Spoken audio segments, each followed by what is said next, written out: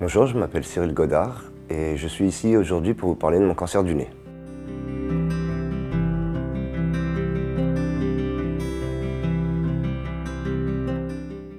En janvier 2020, j'ai été consulté à un ORL afin de comprendre et de soigner ma première petite irritation que j'avais à l'entrée de la narine droite. Suite à ça, il m'a donné un premier traitement qui a fait qu'un polype s'est déclaré à l'intérieur de ma narine. Donc c'était un peu difficile. On a eu un deuxième traitement qui était un peu plus puissant et qui a déclenché le gonflement de mon nez. Donc suite à ce gonflement, j'ai un peu paniqué. Donc je suis parti aux urgences afin de procéder à l'analyse complète de ce polype. Et aux urgences, on m'a dit qu'on devait me garder en hospitalisation pour pouvoir retirer le polype à l'intérieur du nez. Et après avoir retiré le polype, ils ont constaté que j'avais un granule à l'intérieur du nez qui était cancéreux. Et c'était un carcinome de la pyramide nasale. Donc ça a été une épreuve un peu dure pour moi à réaliser, car on m'a expliqué que comme j'avais un cancer dans la pyramide nasale, ils étaient obligés de procéder à l'ablation entière de mon nez. Au début, lors de la découverte du polype, je ne m'inquiétais pas trop puisque on me disait que c'était bénin. 99% des polypes à l'intérieur de notre corps, ils sont bénins, ils peuvent être enlevés naturellement. Donc moi, j'étais pas trop inquiet sur ça. Lorsque le chirurgien est venu me voir pour m'annoncer que j'avais le cancer de la pyramide nasale, ça a été un moment difficile pour moi car j'ai dû réfléchir assez rapidement.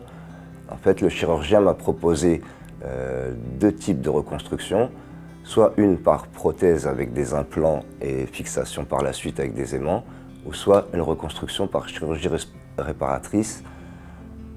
Mais pour moi, cette reconstruction en chirurgie réparatrice allait être trop lourde et trop difficile, donc j'ai préféré une reconstruction par prothèse nasale. Et en fait, moi, j'étais pas vraiment triste pour moi, puisque voilà, j'avais pris conscience et je savais ce qui allait arriver. Et j'avais vu des images sur Internet de ce à quoi je pourrais ressembler par la suite. Mais le plus dur, ça a été comment j'allais l'annoncer à ma famille, comment j'allais l'annoncer à ma mère. Après avoir bien réfléchi sur ma future opération, j'ai téléphoné à ma maman, justement pour l'informer. Pour une maman, c'est difficile à comprendre pourquoi tout de suite son fils a un cancer, pourquoi il est touché lui. Mais ça a été amené avec pédagogie par le chirurgien, et comme quoi j'allais être réparé malgré l'ablation de mon nez, j'allais être guéri et par la suite je retrouverai un visage quasi normal. Donc ils m'ont gardé dès le lendemain, ça c'était fin mai 2020. Ils m'ont gardé et je suis passé au bloc opératoire pendant 8 heures d'opération. Et après ces 8 heures d'opération, je suis resté 12 jours à l'hôpital, le temps que tout cicatrise. Ça aussi, ça a été une épreuve un peu difficile puisqu'on traversait le Covid à ce moment-là. Donc il n'y avait pas possibilité de recevoir des visites. J'ai dû prendre beaucoup sur moi, avoir un gros travail psychologique pour ne pas sombrer, parce que ne plus avoir de nez, c'est un peu comme ne plus avoir de face, entre guillemets, on pourrait dire. Il a fallu du temps avant que je puisse me regarder dans le miroir une nouvelle fois. J'ai mis à peu près 3 mois pour me regarder dans le miroir, pour accepter mon nouveau visage, comme c'était une situation très difficile. Avoir quelqu'un auprès de soi dans son lit d'hôpital, c'est toujours bien, ça amène un peu de réconfort. Et moi, malheureusement, à ce moment-là, on traversait le Covid, donc personne ne pouvait nous rendre visite. Et pour ma mère aussi, ça a été très difficile, puisqu'elle aurait bien aimé apporter un peu de soutien à son fils, mais malheureusement, les restrictions ont fait qu'elle ne pouvait pas. En fait, dans la vie, j'ai toujours été une personne forte mentalement, du fait de mon parcours de vie. Et malheureusement, en fait, quand on m'a annoncé cette maladie, c'est vrai que ça peine un peu, c'était difficile à comprendre et surtout à accepter. parce que au début, j'avais peur de mon image. Donc il a fallu du temps. J'ai été accompagné par les infirmières le jour où j'ai voulu me regarder. Lors des premières visites de ma famille et de mes amis, avec le pansement, ça leur faisait bizarre. C'est vrai que leur réaction a été un peu, pas difficile pour moi, mais surtout pour eux, puisque ne plus avoir donné, c'est plus avoir de visage réellement. Suite à ma sortie de l'hôpital, j'ai dû continuer à aller à l'hôpital justement pour changer mon pansement et suivre des soins un peu pour nettoyer et changer le pansement tous les jours. Donc au vu de l'évolution avec les infirmières, comme à trouver que la cicatrisation se passait bien, tout se passait bien, ça a mis à peu près 3 mois vraiment à ce que je m'accepte et à ce que je prenne la décision de dire avec les infirmières c'est bon, je peux me regarder dans un miroir, j'ai envie de me regarder dans un miroir. Parce que dans leurs yeux, je voyais que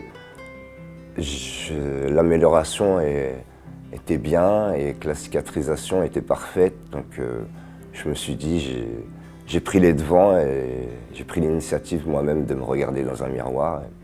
Et ça ne m'a pas déplu à ce moment-là.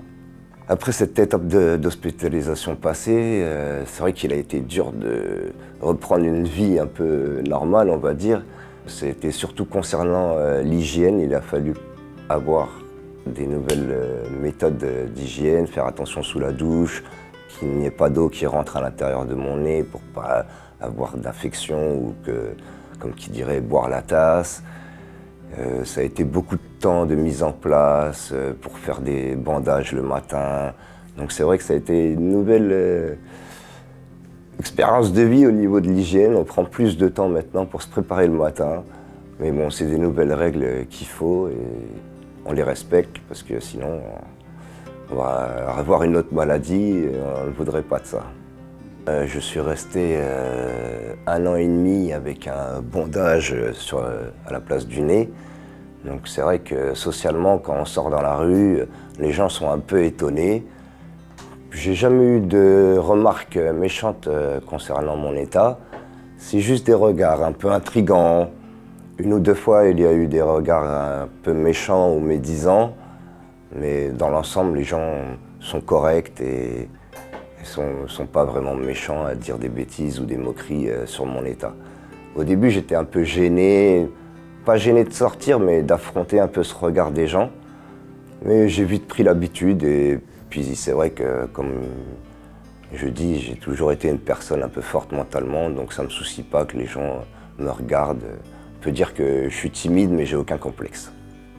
Donc je suis venu aujourd'hui afin de partager mon expérience avec le plus de personnes possible pour leur faire comprendre que malgré une épreuve difficile dans la vie et un changement physique, parce que comme vous le voyez, physiquement je ne ressemble plus au commun des mortels, et qu'il faut prendre sur soi, c'est long, c'est un travail qui est dur, mais qui est faisable. Il ne faut pas se laisser aller, il faut toujours trouver en soi une force de vivre, parce qu'on a des gens qui nous aiment à nos côtés et il ne faut pas les décevoir.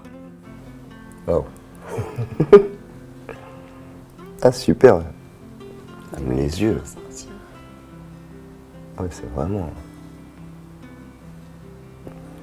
Il est pas tant. Ouais, j'ai un regard plus doux et moins fatigué. Et c'est vrai que ça marque, ouais. C'est une créature, un oiseau, un phénix, ouais. Moi je joue avec les plumes dorées comme ça.